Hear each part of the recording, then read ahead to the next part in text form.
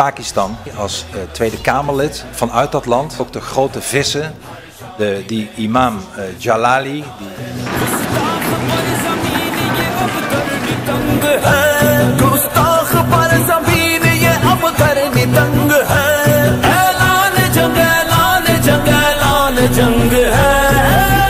अजब तेरी खिताबत है, अजब तेरे मकाले, उधर चीखते हैं गोरे, इधर पीटते हैं काले.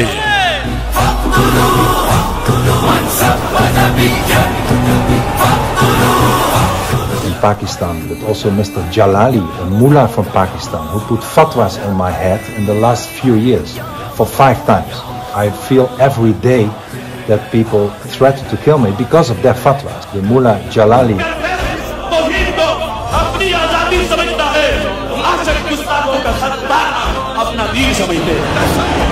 दुनिया देखे मैं सिर्फ आसिफ जलाली हूँ.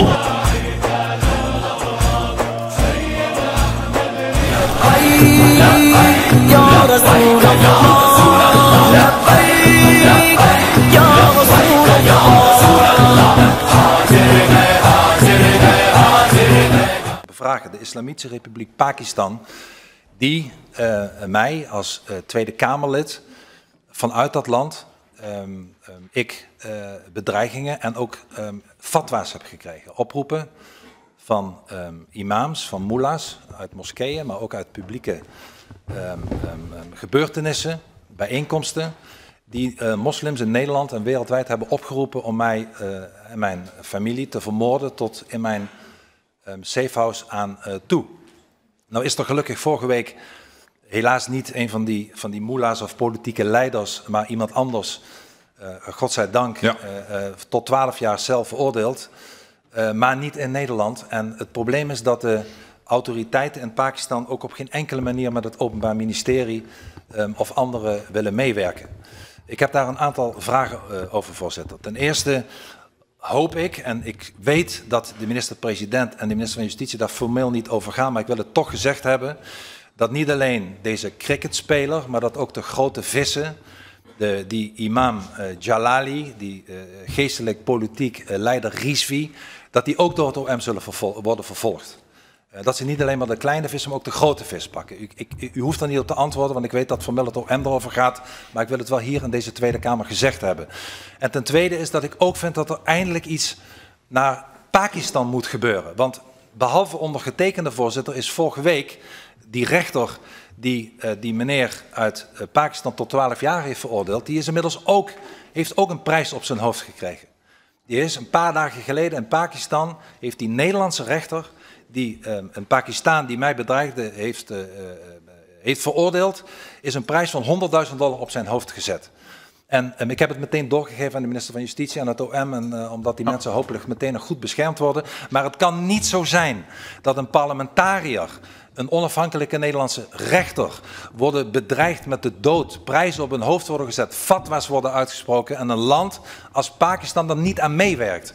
En ik hoop ook, en ik weet ook wat u eerder heeft gedaan, dus ik zeg niet dat u niets heeft gedaan, maar u gaat bijvoorbeeld morgen naar de Verenigde Naties. Zou het niet een keer kunnen dat u met uw collega uit Pakistan erop aanspreekt dat hoewel wij geen verdrag met hen hebben, dat ze ons hoeven te helpen, dat u zegt dat dit onacceptabel is. Een Nederlandse parlementariër, een Nederlandse rechter, als die worden bedreigd met de dood, als er fatwa's komen, dan moet hij ze onder druk zetten dat ze meewerken.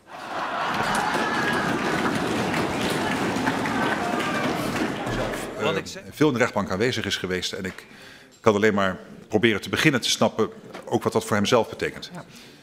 En groot respect voor wat hij moet doorstaan. En wel blij dat dat kleine succes, wat misschien ook een groot succes is geboekt.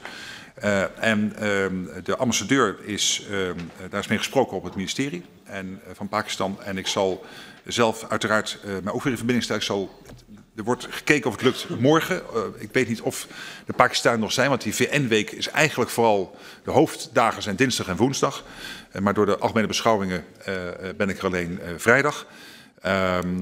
Maar ik zal kijken wat ik daar kan doen en anders zal ik ook weer andere wegen zoeken om snel contact te hebben. Dus het antwoord is ja. I also hope, if I may add, that two even bigger fishes than Mr. Khalid Latif is Mr. Rizvi, a political leader in Pakistan, but also Mr. Jalali, a mullah from Pakistan, who put fatwas on my head in the last few years for 5 times. And those are, I believe, even more serious, because I feel every day that people threaten to kill me because of their fatwa. So I hope now today that not only the Dutch prosecutor will also prosecute the Mullah Jalali and the Rizvi, the political leader in Pakistan, for putting fatwas on my head, but also that finally the message will come through to those radicals in Pakistan that it will not pay off, that you actually at the end of the day will pay a high price if you try and invoke the killing of people around the world who criticize your belief.